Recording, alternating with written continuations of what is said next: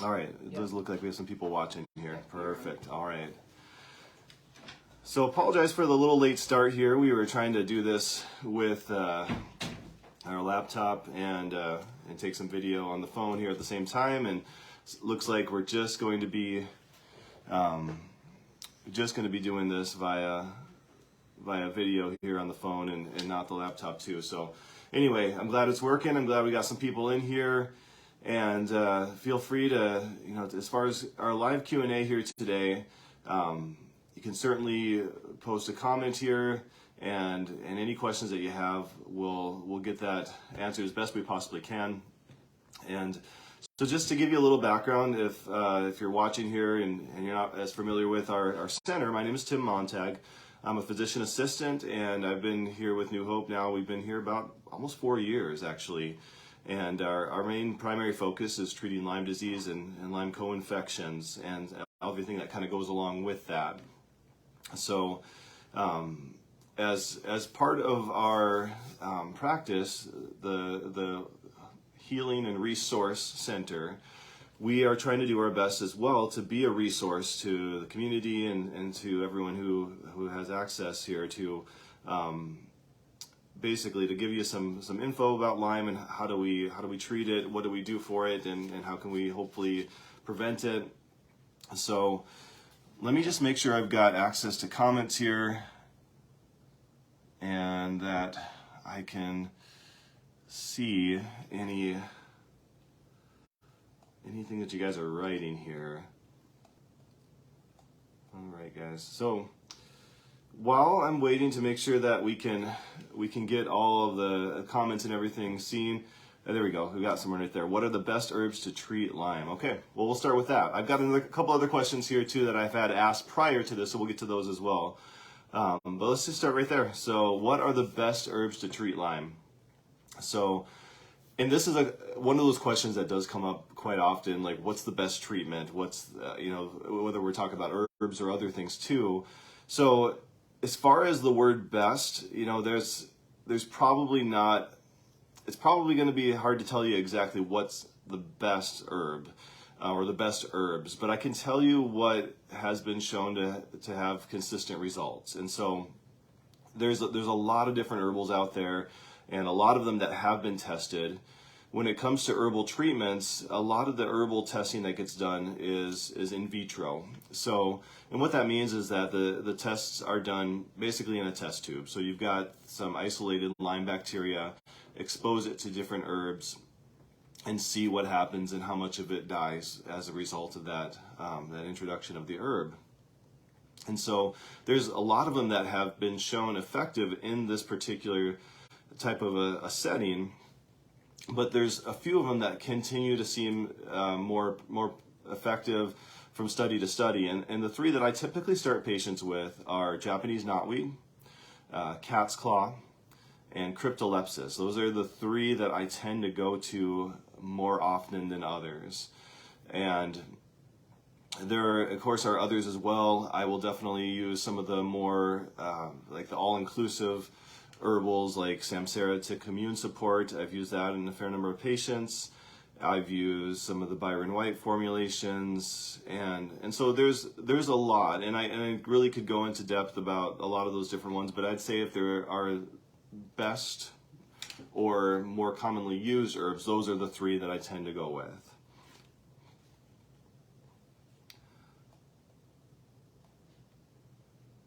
So while we're waiting for another question here, let me answer one of the questions that, and if you have a follow-up to that answer, please feel free to type that in here as well.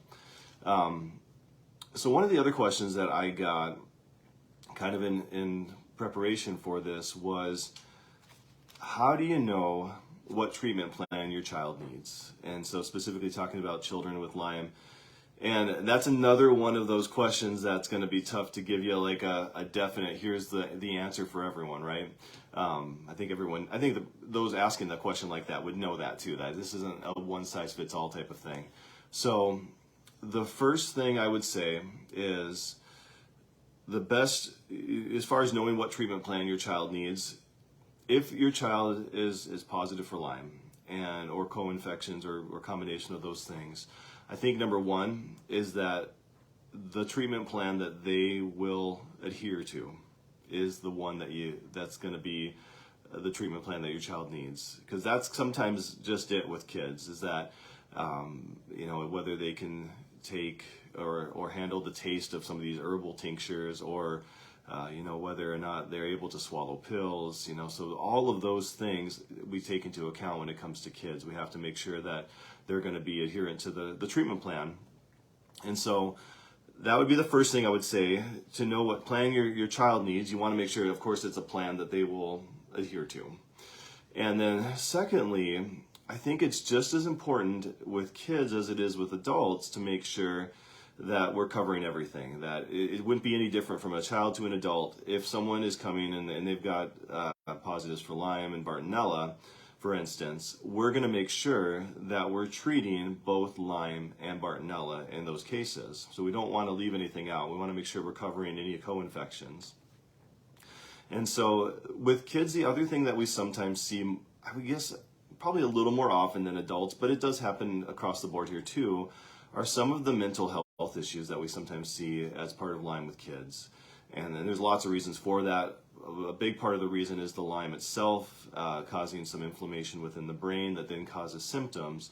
And another part of it is just simply dealing with those symptoms as a kid and trying to process all of that. So I think it's super important to make sure that we are treating not only the actual Lyme and co-infection bacteria, but that we're treating inflammation, and that we're being cognizant of some of these other things that we need to be doing to make sure that they're getting the help they need. Sometimes mental health services like therapies or even medications or other treatments are important in those cases.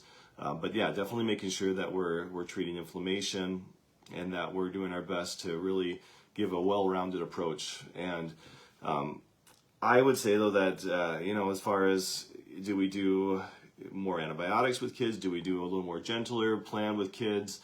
It's going to vary and depend on the kid. So sometimes we do something a little more aggressive with antibiotic therapy for kids.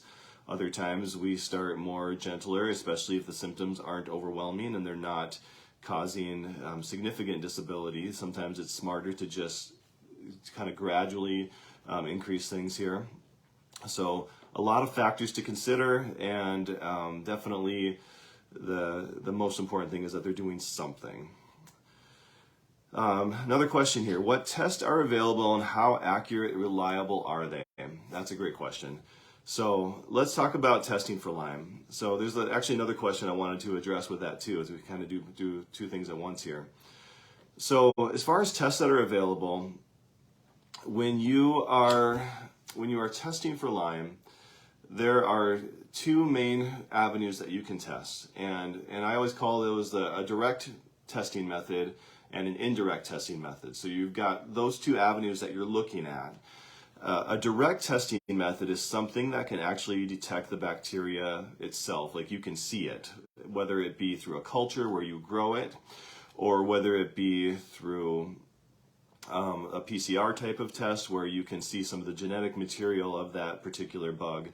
That's a direct test. And to be honest, those are the best tests if they're viable for these particular cases. Now, in a case with someone who has strep throat, for instance, that's a pretty easy case, because we know that the bacteria is harbored in the throat. We can swab it, we can culture it. It takes a couple of days. We can do a PCR test, and it's highly accurate.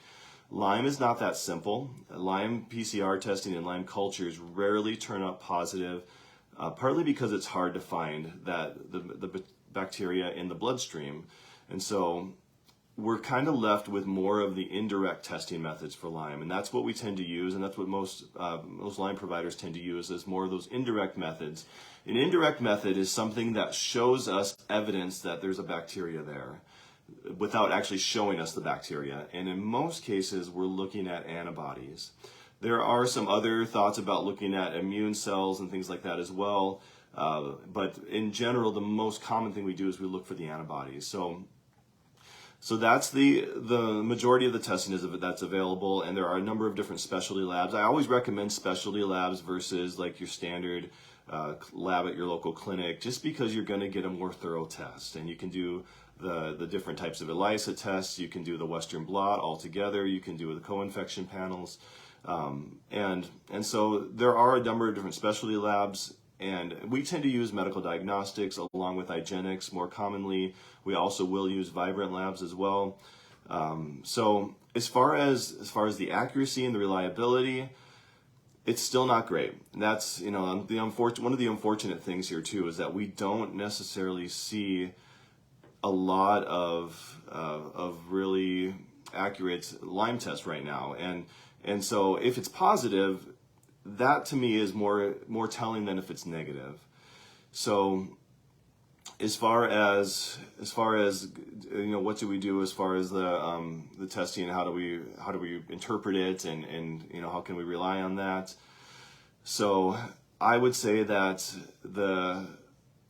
if it's positive, it's positive. If it's negative, or if it's equivocal, but there are symptoms and a clinical picture that fits, sometimes, you know, you just got to keep moving forward. And so I've had a patient that was very clearly a Lyme disease patient. He had a deer tick bite followed by a rash, followed by symptoms. He was treated, but he didn't get better. So we saw him and we tested him, and his test came back negative. Well, it wasn't until we did a broader test where we found that he actually was positive for a different strain of Lyme. So that's something that to keep in mind, is that there are some out there that we do like to use. So let's go to some. So one of the follow-up questions was what? See if I can see this here. Do you recommend several different tests? Yes, I do. I typically do. So let's say if I'm going to do a medical diagnostics lab test, what I will do is I will do a Lyme ELISA test, which is like your standard test that you'd get if you went to the clinic. I do an ELISA C6 peptide test, which is a little more specific. I also do a Western blot, and I do them all together, along with looking for some of the different co-infections like anaplasmosis, babesia, and Bartonella. And anything on there that shows up with some signs of positivity, that so that ends up being a helpful thing, just to know that we're seeing anything that shows that we're kind of leaning in that direction. So those are the tests I typically run. I've just heard that my internet is lagging a little bit, so I apologize for that. If we missed anything, please feel free to just ask for clarification here, especially on the testing question there. The next question I wanted to address was how do you treat the inflammation? I think it's a follow-up to the question about, I think we're talking about with kids and treating Lyme and inflammation in the brain and all of that. So let's talk about that a little bit. There are a lot of different avenues to treat inflammation. The main thing is looking at what's causing it, right? So obviously if it's the Lyme infection that's causing inflammation, we've got to tackle that. If there are issues with diet that need to be addressed, you know, there are certain foods in our diet that are more inflammatory than others, and so pulling back on some of those things that cause inflammation can really be beneficial as well in treating Lyme. We also use with a therapy called PEMF, which is pulse electromagnetic field therapy. That actually has been shown to help with inflammation in the body. Really, actually, kind of an interesting thing. Just watched a video not too long ago that really showed about a guy that had some therapy that really helped with his depression. And so again, going back to the brain inflammation, that's a real deal that we see with patients with Lyme. And so things like PEMF therapy can definitely help that. And so lots of different things. Low-dose naltrexone is another one that we'll use. That's a pretty it's a safe, it's a reliable medication that helps with inflammation. So just some examples there. Let's look here too. Sorry about my thumb in the way. Just trying to get our comments up here. So, any special protocol for detoxing after SOT? Michelle, yeah. Hi, Michelle. So, with So SOT therapy, and we can go into that more as well, but that's a particular treatment that we use for Lyme disease that targets some of the genes within the bacteria and actually silences the gene in the bacteria. So that's a different way of killing it. And we know that when we kill bacteria, that can cause some buildup of toxins. It can cause what we call a Herxheimer reaction. So yeah, any special protocol for detoxing? So I don't personally have a special protocol, but I do have things that I recommend if that kind of fits that bill there. So number one, I always recommend that when you are treating Lyme, if there are any increase in symptoms, inflammation, Herxheimer, you got to rest. That's number one. So you got to know that you're going to have to rest. You need to be getting as best sleep as you possibly can. Of course, helping our body along, and that's going to help our body, but helping our body with other things such as drinking extra fluids, using some of the supplements like glutathione, N-acetylcysteine, alpha-lipoic acid. Those three are definitely helpful when it comes to detoxing because they all will help the liver to clear out some of those toxins, making sure that our bowels are moving well. That's really, if you think about what does our body do to detox, right? It processes through the kidneys, it processes through the liver, it processes through the gut. Those are the main things.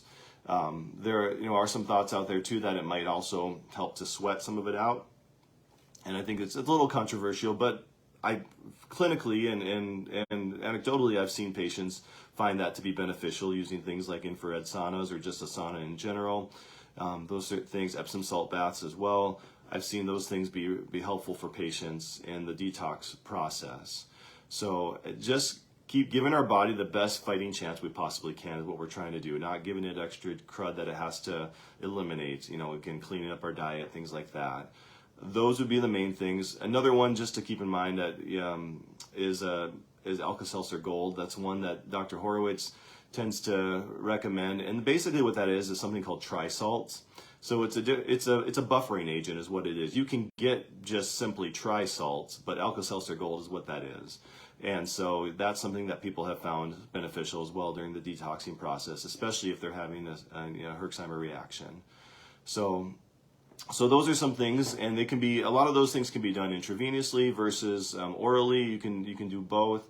I do find that IV glutathione is probably a better way to get the glutathione in. Your body does absorb it better, and it tends to be more boosting. You can give a little higher dose, and patients tend to do better more quickly when we're doing IV. All right, and I hope that helped answer that a bit. So let's look at the next one here. Okay, different test. Can all of the currently researched tests be done through your clinic? That's a good question, and I guess it depends what you mean by all the currently researched tests. I mean, we don't do testing through all the different labs at this point, but it doesn't mean we couldn't become affiliated with those labs. So I guess it just kind of depends. Are you thinking about a specific test? If you are, or a specific lab, let me know. I can let you know if we're affiliated or if that's possible. But if someone comes to us and says, "Hey, can we do testing through this lab? I've heard this lab is really, really good." I'm always more than happy to look into those things here too. So that's important. I was told once that you always got to keep a really big open mind when it comes to treating Lyme and testing. And so I have this happen all the time because there's just so much information out there. Some great, some questionable, but patients ask all the time questions I don't have a specific answer to, so I have to kind of do some research on my own end. But I'm always more than happy to look into some of those things too to see, is that something that we can provide. So if you have a specific one, let me know. Let's see. Are you in ILADS? I mean, by ILADS trained, yes, I am. So I have done the training through ILADS, and I am an ILADS member. So, and I've done the treatment, the mentoring that I've done as far as treating Lyme prior to practicing is I worked with a doctor out of St. Paul, Minnesota for several months prior, and she is an ILADS member and ILADS trained. And working on becoming an ILADS preceptor at one point. I don't know if she is still, but and then I also did a week of mentoring with Dr. Stephen Harris out of Pacific Frontier Medical in California. Worked with him and his team for a week, and as we know, he is ILADS trained as well, an ILADS member.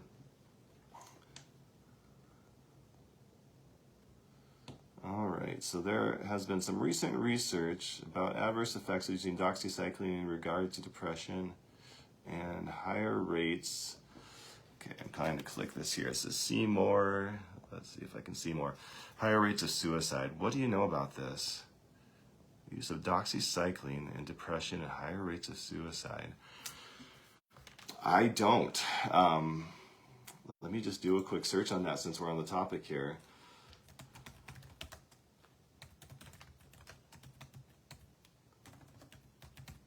That's the beauty of having internet at your hand, right? Sometimes you have to just look things up and go through it together.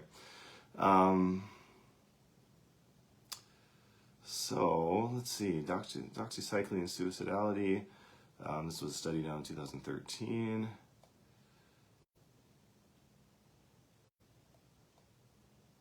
Yeah, so it sounds like that's been something that's been being tossed around for a while here, that could be something potentially. I can say that, you know, for my what I've learned in my practicing and training, that I have not really heard that to cause a major issue with that, but it sounds like there is obviously enough that there's some studies being done about that here. So well, that's a really good question, and that's something I'm going to have to research a little bit more, and kind of what's the thought process behind that. It looks like there's some case studies here. Yeah, I would say, you know, to be honest, I do use doxycycline. I don't use it as my go-to all the time unless it's like an acute case of Lyme. I do tend to use some other antibiotics if I'm going to do that more often than doxycycline. And that's more due to the two reasons why I don't use doxycycline as often. I do, like I said, I do use it, but doxycycline, you know, we definitely know that doxycycline can make you sensitive to the sun, and that's a big deal. I know in Minnesota, we don't have the sun strong enough very often, so a lot of times it's not a big deal, but in the summer months, of course it is. So, or someone's going on vacation to someplace warm. So I do try to stay away from it just for that purpose, because it's, you know, if we have other things we can use, then sometimes that's more helpful. The other thing is that if you compare doxycycline and minocycline, now they're very similar. So again, as far as the like rates of suicide and depression, I can't comment on to that as to whether minocycline might be affect that as well. But minocycline is what I tend to prefer if I'm going to use a tetracycline, partly because of it doesn't quite have as big of an effect on the sensitivity to the sun.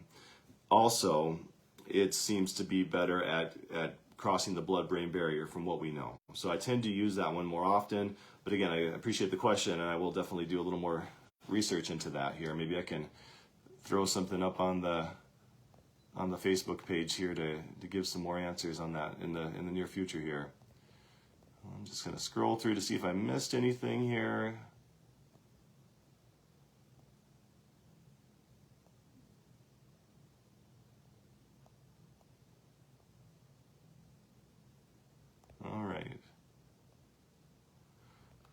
All right, I think I'm caught up with what we've been asked so far here.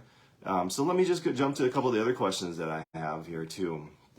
So another question that I got asked, that I get asked all the time actually, and so I thought I'd bring this up here as well, is how do you know when you're done treating? So, you know, keeping in mind that we're talking about kind of a couple different beasts when it comes to Lyme. There's acute Lyme. And acute Lyme is those cases that, you know, are like almost like a slam dunk case. I wish it's not quite that easy, but more so because if you know that you contracted Lyme and it happened last week, you know, where you're out camping or whatever, the treatment for that is a lot simpler. You know, we don't subscribe to the one dose of doxycycline treatment that just doesn't have the backing scientifically to even really support that. If you really dig into that study, that was done about that. We tend to prefer a little longer dose of antibiotics. In most cases, we watch it till it resolves and watch to make sure symptoms don't return. And that's an acute case. That's how we treat that. In a chronic case, or what some people call post-Lyme treatment syndrome, or chronic Lyme disease, I think they're really one and the same, is that it can be a much longer and much more difficult treatment. And we know that that's the case because there are so many different aspects that are involved. Not only is there the infection, but we talked about the fact that there's inflammation, there's immune dysfunction, and those kind of things that can also cause problems when we're looking at treating Lyme disease. So how do you know you're done? I think that you kind of have to base it off of your clinical response. I mean, we can't, another question I wrote down, I'll answer here too, is retesting to see, is my Lyme better or is my Lyme gone? If you go back to what we were talking about a little earlier, we were talking about the fact that testing for Lyme, the best tests that we really have right now are more of those indirect tests where all we're really looking for are antibodies. And so antibody testing can show up positive for a long time after the infection is clear. So retesting for Lyme doesn't necessarily tell us anything. If it comes back positive but you're feeling good, do you still have it? Do you not? Or on the other hand, if it comes back negative but you're not feeling good, well, what does that mean? So the testing just isn't the perfect way to do it. So you really have to go off of the clinical picture. Just give an example of what I tend to do with patients is we'll establish a treatment plan, and I always look to see patients making progress, telling us we're going down the right road, somewhere within, depending on what we're treating with, within the first couple of months to the first 3 to 4 months. There was a study done by My Lyme Data several years ago that showed that most patients that said that they were feeling better, that had noticed a good improvement, had been treating for at least 4 months. So I think that's a key number right there. So I always look at that is if someone's not getting better within those 3 to 4 months, we need to be thinking to other things. And on the other hand, we need to be treating for at least 4 months to be seeing these patients getting better. And so that in that range is going to be different per patient. Some patients will treat for several months and do great. Others, it'll take a good year and a half. And just being honest, it can take quite a while. Once someone's feeling like things are going well, and again, that's going to be a little subjective, and then what we do is I tend to do kind of what's called a step-down therapy. So let's say we've been treating with medications, antibiotics, and those types of medications, something that's a little more aggressive, and we're doing good. So, can we stop what we're doing? From there, what I will do is I'll typically taper off and then switch over to something a little gentler. And usually for most patients, that means I usually go to an herbal treatment route as a kind of a step-down therapy. And then we watch it for at least a few months to make sure that nothing's coming back, that while we're on herbal treatments, that we're doing okay. And then the same thing happens if we're still doing good, then we taper off of that and watch.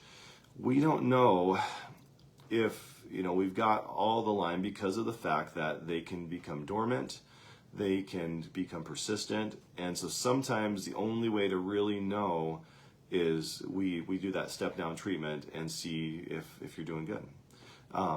So there's lots of questions out there about, is this something that you can kill completely, or is this something that you just put into remission?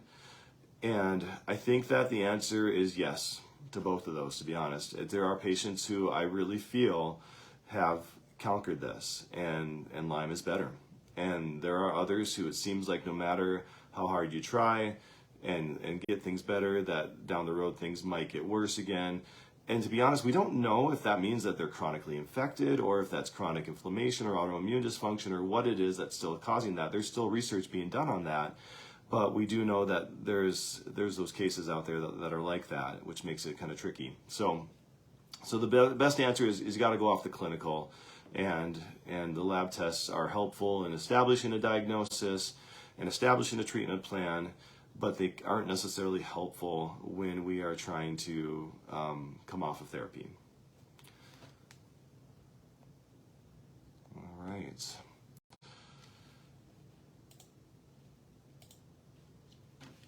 So I haven't seen any new questions come up yet. So I'm just making sure that everything I've got here is working. So again, if there's no other questions, I've got a few more that I'd like to go through with you guys here. And if you're still watching, thanks for being here. And I apologize for my voice. If you made it this far, maybe you noticed my voice sounds a little off. I've got a cold, just dealing with that.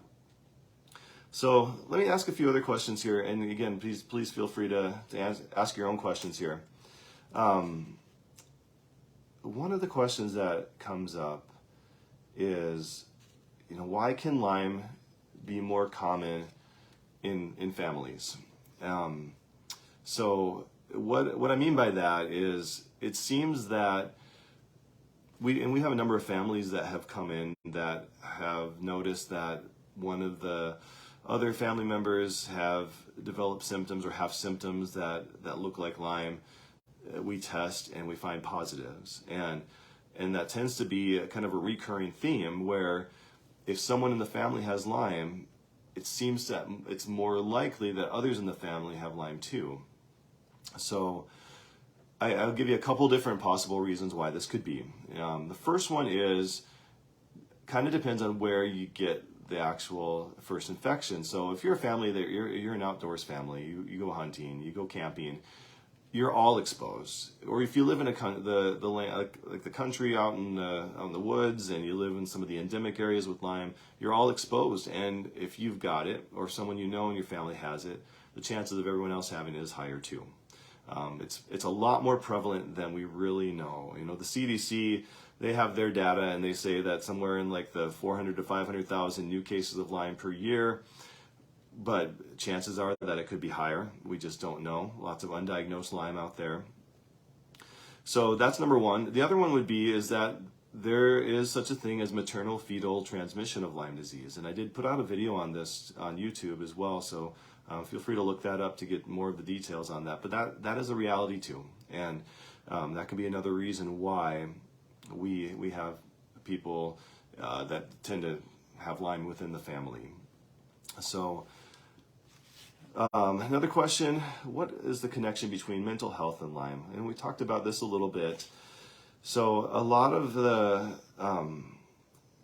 thought process there is there are cells within the brain that get inflamed. They're called glial cells, microglial cells. And when those cells are inflamed, that is thought to be the causative factor behind some of the mental health issues that we see.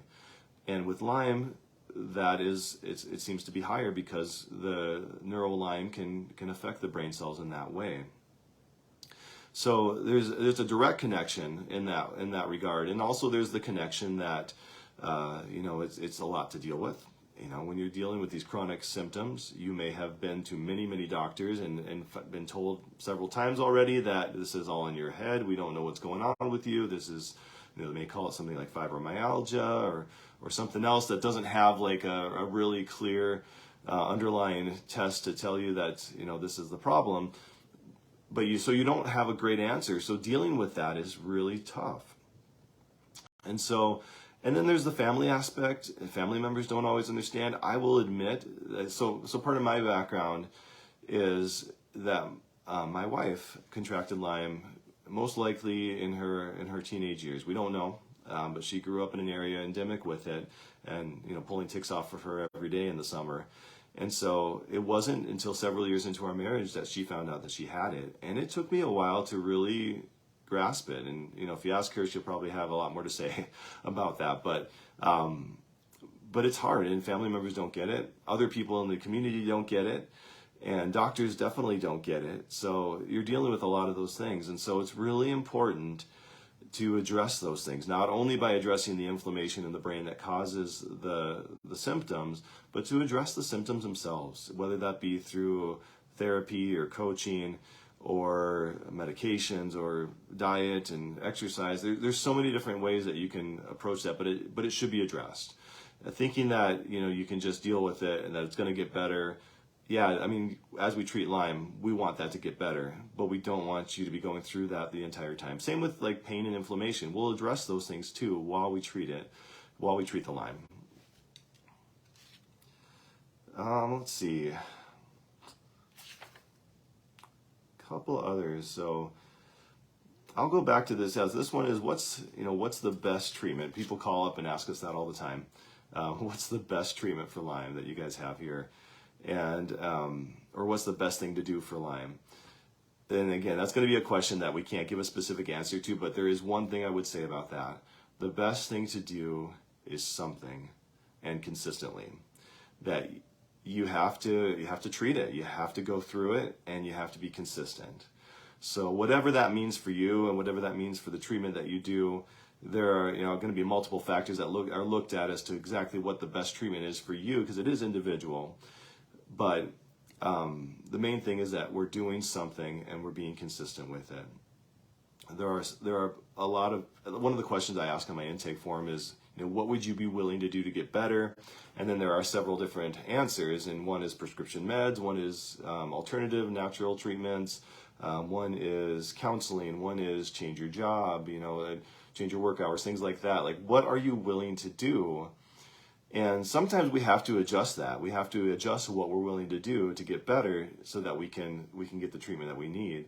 But that helps me too. And so if a patient comes to me and says, I don't want anything to do with antibiotics or medications, that's fine. We've got other options. We just need to know kind of what are the expectations and what will we see with that.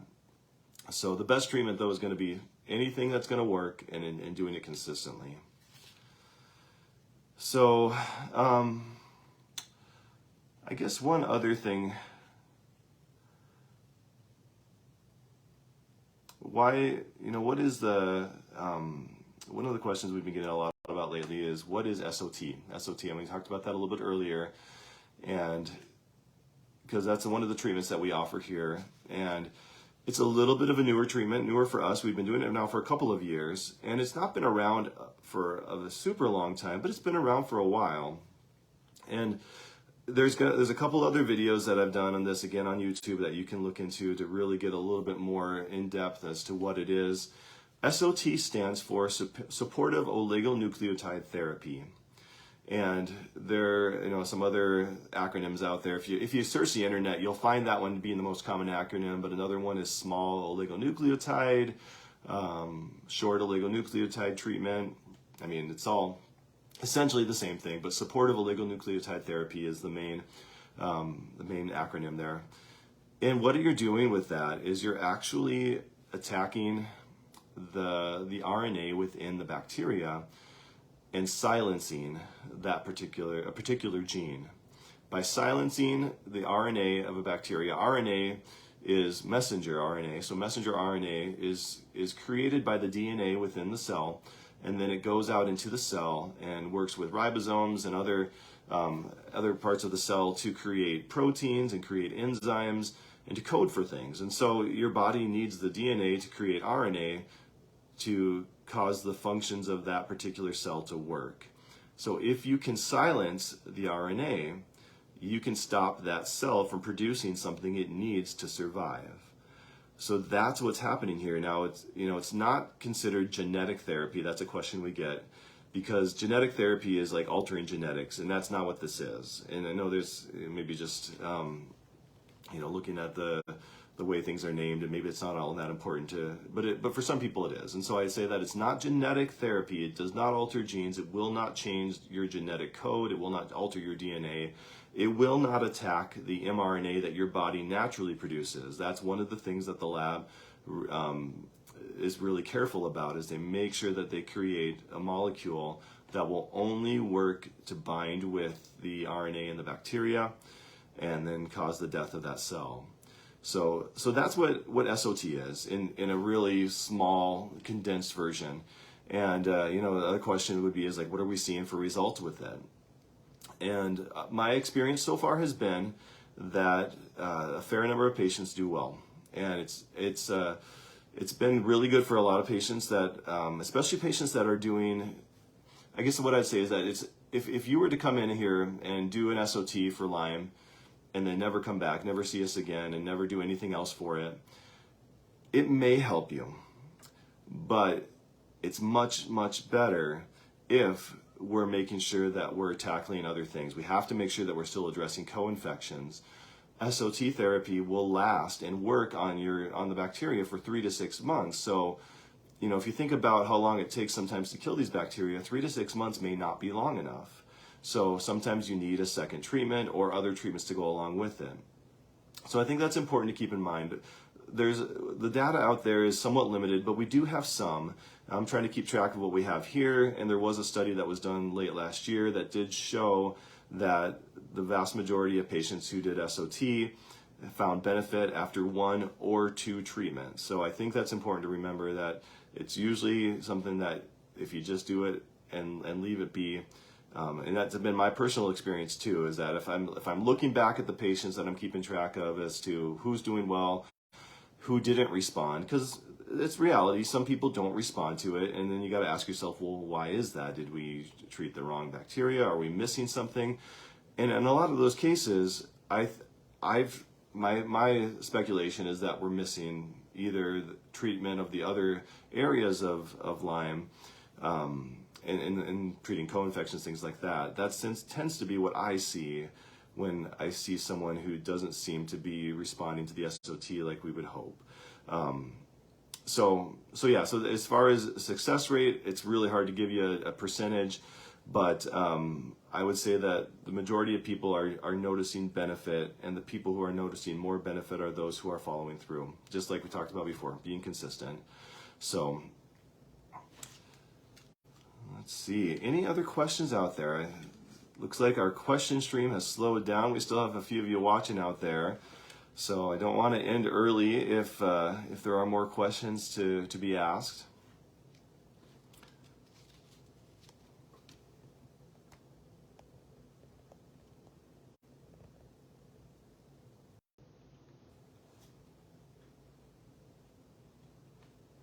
Okay, so I see a few more. I think. Oh, there we go.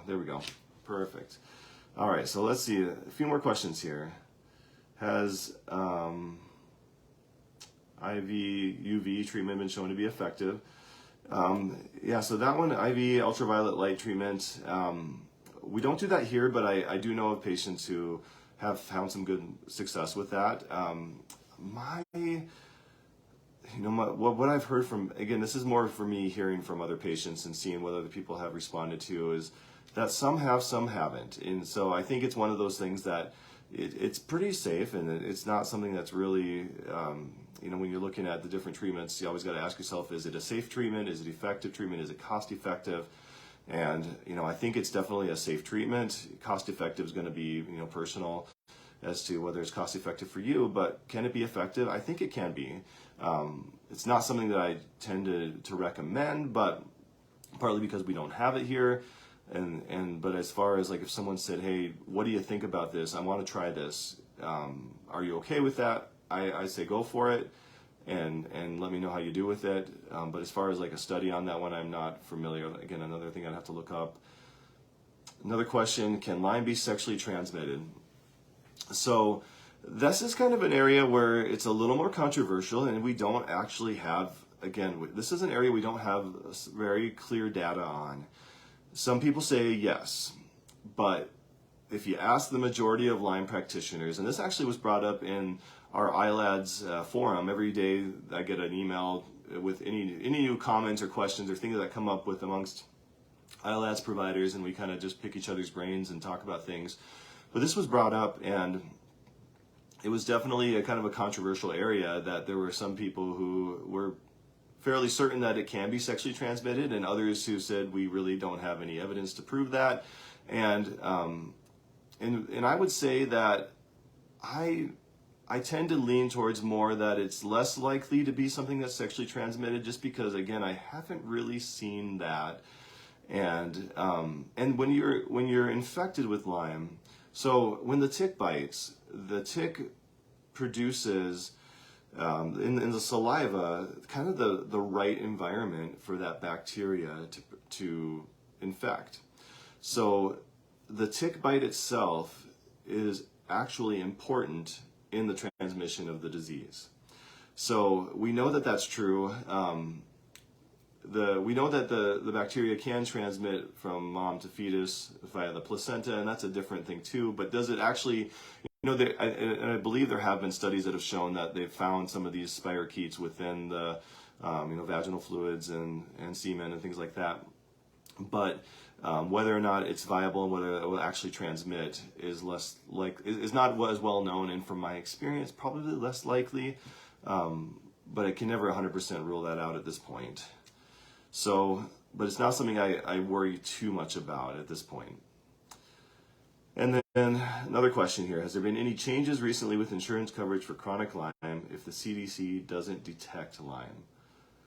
So I'm going to assume that what we're asking is, let's say we get a test back and it's not a CDC positive test, which happens a lot. The CDC's testing criteria is very, very strict. And so if you're CDC positive, then there's just really no questions, right? It's positive. But if it's not CDC positive, will insurance cover treatment? My guess is no. We don't bill insurance at our office, and most Lyme providers that treat chronic Lyme do not bill insurance either. And so I can't answer that from an experience standpoint, except for that my understanding is that they don't. They will cover treatment for Lyme disease if you're positive and you've, especially in an acute case of Lyme. And but if you were to diagnose someone with chronic Lyme and that diagnosis code went through to the insurance, I'm going to guess that probably would not get covered. But again, I don't have a definite answer on that one, but that's what I know.